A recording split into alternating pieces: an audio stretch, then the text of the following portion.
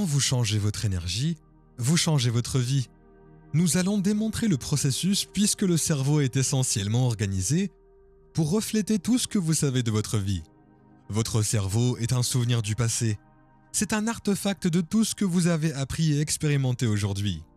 Les sentiments et les émotions sont le résultat des expériences. Vous vous souvenez mieux de vos expériences parce que vous pouvez vous souvenir de ce que vous ressentez. Donc, si vous ressentez la même chose tous les jours, cela signifie qu'il ne se passe rien de nouveau dans votre vie. Si ces sentiments sont la source de certaines pensées, les émotions sont le souvenir du passé, et la plupart des gens pensent au passé. Par conséquent, leur biologie est littéralement ancrée dans le passé. Vous ne pouvez donc pas créer un nouvel avenir si votre cerveau et votre corps vivent dans le passé. La plupart des gens se considèrent donc comme un récit ou comme une histoire inspirée du passé.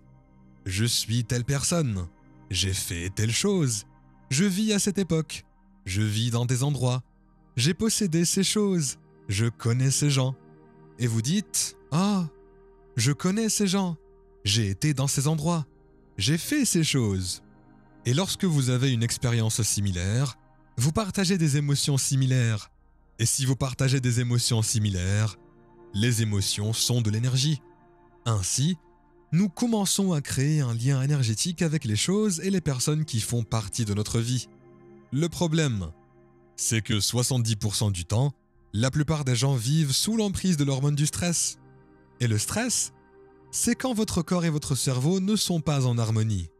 Et les émotions du stress sont la colère, l'agression, la frustration, la haine, le jugement, l'envie, la jalousie, la peur, l'anxiété, l'inquiétude, la dépression, la culpabilité, la honte, l'indignité, le désespoir, toutes créées par les hormones du stress. En psychologie, on appelle cela des états de conscience normaux. Ce sont des états de conscience altérés. Ces états sont utiles à court terme, mais ils ne le sont pas à long terme. Le problème avec les hormones du stress est que cette poussée de substances chimiques donne à l'organisme une poussée d'énergie. Nous nous servons donc des personnes, des problèmes et des conditions de notre vie pour affirmer notre dépendance à la stimulation de ces substances chimiques. Nous nous servons de notre meilleur ami pour affirmer notre dépendance à la souffrance. Nous nous servons de notre employeur pour affirmer notre dépendance au jugement. Nous nous servons de notre ennemi pour affirmer notre dépendance à la haine. Nous utilisons Facebook pour affirmer notre dépendance à l'insécurité. Nous ne sommes pas conscients de ce que nous faisons, mais nous utilisons des choses dans notre vie extérieure et nous commençons à développer des liens énergétiques qui existent au-delà de l'espace et du temps, comme un chien vers les atomes d'oxygène. Ils partagent des informations, de l'énergie et des électrons. Nous faisons exactement la même chose dans notre vie. Chaque personne, chaque chose, chaque endroit où vous avez été dans votre vie est associé à une émotion. Ce qui signifie que vous avez un schéma énergétique qui interagit avec votre environnement. Nous savons donc que lorsque les gens sont pris dans ces schémas, ils racontent une histoire sur leur passé et se disent « je suis comme cela à cause de ces événements ». Nous savons que lorsque vous combinez une intention claire, plutôt que d'être défini par un souvenir du passé, vous serez par la suite défini par une vision de l'avenir. Nous parlions il y a 15 ou 20 minutes d'une vision. Je voyais votre énergie changer et vous étiez enthousiaste. Dès que vous avez choisi ce potentiel, vous avez commencé à parler d'un rêve. Vous vivez ce futur dans le moment présent. Tout à coup, vous ne pouvez plus vivre dans les émotions de la survie. Vous commencez à ressentir de la joie, de l'inspiration, de la reconnaissance et de la confiance. Et lorsque vous combinez une intention claire avec une émotion forte, vous retirez littéralement votre biologie du passé et désormais, vous vivez dans ce futur biologiquement dans le moment présent. Il se trouve que cela conduit à modifier le cerveau pour qu'il ressemble à l'expérience qui s'est déjà produite. Les émotions fortes commencent à signaler de nouveaux gènes qui fabriquent de nouvelles protéines pour préparer le corps à cet événement. Vous ne vivez plus dans votre passé, vous vivez dans cette réalité future au moment présent. Notre recherche le montre encore et encore. Nous avons organisé 7 séminaires de perfectionnement. Nous mesurons tous ces changements chez les gens. Quand vous vivez en fonction des hormones de stress, vous puisez littéralement dans ce champ invisible d'énergie autour de votre corps et vous le transformez en produit chimique. Que vous soyez en colère ou frustré, que vous vous battiez ou que vous vous débattiez, que vous soyez coupable ou honteux, que vous digériez un steak ou que vous soyez sexuellement excessif, vous puisez de l'énergie et la transformez en produit chimique. Il s'agit des centres de survie. Lorsque les gens commencent à ouvrir leur cœur et leurs émotions de gratitude, d'attention, de compassion, de gentillesse, de joie, d'amour. Si vous enseignez aux gens comment entrer, verrouiller ce centre créatif, lorsqu'ils commencent à créer cette énergie, le champ autour de leur corps, et ceci est de la science, le champ magnétique autour de leur corps peut avoir 9 mètres de large. Plus il y a d'énergie et moins il y a de matière, plus les poids sont élevés, moins il y a de particules. C'est un champ magnétique. Mais quel est le porteur de ce champ magnétique? Autrement dit, toute fréquence transporte de l'information. Les ondes radio transportent des informations. Les ondes des téléphones portables transportent des informations sur les fréquences. Toutes les fréquences transportent des informations.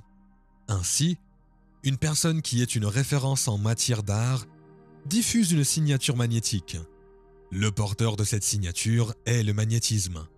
Mais l'intention est l'information. Les pensées sont la charge électrique dans le champ quantique et les émotions sont la charge magnétique. Ainsi, lorsque vous combinez une intention claire avec une émotion forte, vous diffusez une nouvelle énergie électromagnétique dans le champ, et chaque fois que vous diffusez dans le champ, c'est votre expérience avec le destin. Il n'est pas suffisant de la diffuser une seule fois. Cela doit vous devenir si familier pour que votre énergie soit connectée à un futur et que votre corps soit attiré par cet événement. Nous savons à présent que cette intention claire et cette émotion forte commencent à avoir un effet sur la matière, surtout si elles sont répétées. Voici un bon exemple. Je conduisais pour venir ici et j'ai dû passer un coup de fil. J'écris un blog sur ce projet que nous allons réaliser à la fin de l'année avec nos étudiants. Le projet de cohérence globale qui vise à élever l'énergie de la planète tout entière. C'est possible. Eric avait du mal à comprendre la cohérence. Et je lui ai dit, « Eric, imaginez que vous jetiez un caillou dans l'eau. Lorsque les gens sont capables d'aller au centre de leur cœur et d'y rester plus longtemps, ils y restent. Plus les vagues s'agitent. Si vous ne restez qu'une seconde et vous ne laissez tomber qu'un caillou, le champ disparaît. Mais si vous êtes capable de jeter ce caillou encore et encore, et si vous êtes capable de maintenir la cohérence du cœur, vous aurez une grande vague qui sortira. Vous pouvez le voir. Mais il s'agit de la vague. Mais quelle est l'information transmise par la vague? Votre intention. Si votre intention est d'être égoïste lorsque vous êtes dans ce centre d'art, vous ne pourrez pas être égoïste dans cet endroit. C'est impossible d'être égoïste. Ces centres sont destinés à se vendre. Si vous êtes plutôt désintéressé, vous voulez contribuer. Vous voulez donner et faire la différence. C'est pourquoi nous avons mené des recherches dans le cadre de nos événements, dans lesquels nous avons réuni 550 personnes dans une salle. Nous avons demandé à 45 ou 50 personnes de se placer devant la salle et de porter des moniteurs de fréquence cardiaque. Lorsque vous êtes frustré et patient, votre cœur bat différemment que lorsque vous êtes amoureux et reconnaissant. Les 500 personnes présentes et le reste du monde se concentrent sur le cœur, développent des émotions fortes, portent leur attention sur le centre et la diffusent dans la signature et dans le champ de l'amour, dans le but de contribuer au bien des personnes assises devant la salle et portant les moniteurs HRP.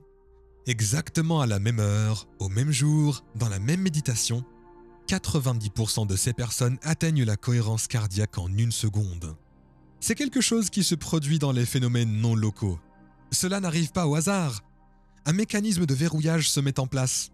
Le champ magnétique est donc l'énergie, mais l'intention est le bien commun des personnes assises devant la salle. À présent, faisons passer le phénomène à une plus grande échelle. Imaginons que des milliers de personnes fassent la même chose pour les habitants de la Syrie, de l'Irak, pour les personnes qui souffrent au Soudan. Et s'il y avait une intention très particulière derrière une émotion centrée sur le cœur? Quel genre d'effet pouvons-nous commencer à observer? Si vous parvenez à changer l'état émotionnel d'une personne par la gratitude, l'inspiration, l'espoir, l'amour, cela veut dire qu'elle acceptera, croira et s'abandonnera aux pensées qui correspondent à cet état émotionnel et elle commencera à programmer son système nerveux autonome dans une pharmacie chimique différente. Il faut bien préciser que dans les études sur les placebos, 81% des personnes atteintes de dépression, si elles participent à une étude sur les placebos, 81% des personnes qui prennent le placebo réagissent aussi bien au placebo qu'à un antidépresseur. 81%. C'est une étude assez remarquable. Cela signifie qu'ils créent leur propre pharmacie d'antidépresseurs à l'intérieur du système nerveux, qui est le plus grand pharmacien du monde. Alors, quelle est l'importance de ce phénomène? C'est très simple, et les gens commencent à changer leur état émotionnel. Les gens commencent à changer ce qu'ils sont. Cela peut prendre un peu plus d'une fois, parce que dans l'étude sur les placebos, ils ont pris le placebo pendant 6 à 8 semaines. La pilule représentait alors la possibilité de guérir. Par conséquent, quand ils commencent à se tourner vers l'avenir ou à anticiper des améliorations et à se sentir inspirés, lorsque vous combinez une intention claire avec une émotion forte, vous passez à un nouvel état d'être. Le cerveau et le corps ne vivent plus dans le passé.